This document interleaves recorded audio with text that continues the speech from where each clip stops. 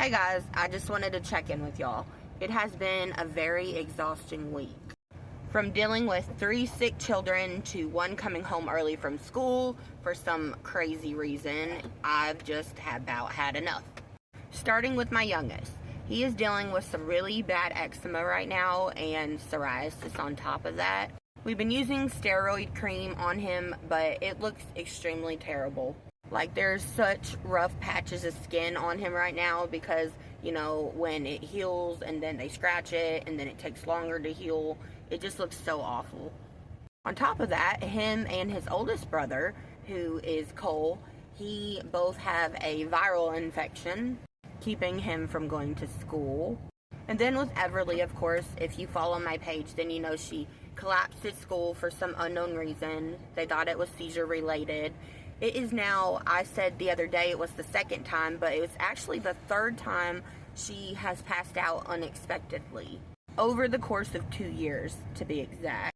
Once was at the dental office, where she was just standing there, watching her brother get pictures of his teeth, and then she collapsed, hit the back of her head on the concrete. And then the incident at school, I completely, it went over my mind, where she was sitting there in the chair, and, you know, the school bus driver had caught her. She had collapsed and fell out of her chair, which her doctor actually reminded me of that because, you know, we had so much going on. I actually forgot about that being another time she passed out. But that time we had took her to the ER. It ended up being salmonella poison, and it had to have been from something she ate at school because, you know, we don't buy any of those exotic fruits or anything.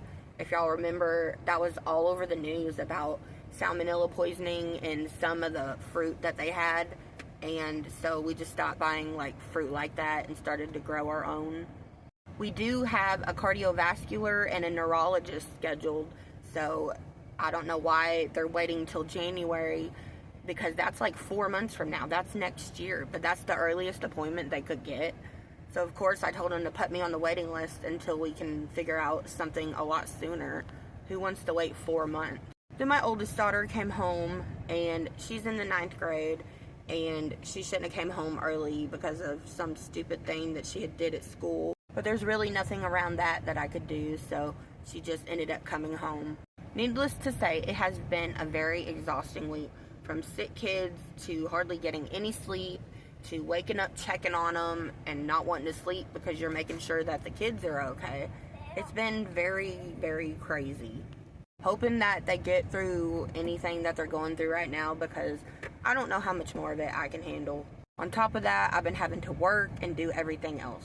I praise you parents who have multiples or who have kids that have been through lots of procedures and always sick. I don't know how y'all do it, but y'all need all the help that y'all can get. I will update you guys once I know more about what's going on. I will update y'all more when I find out anything. Until then, continue to follow me. Love you guys.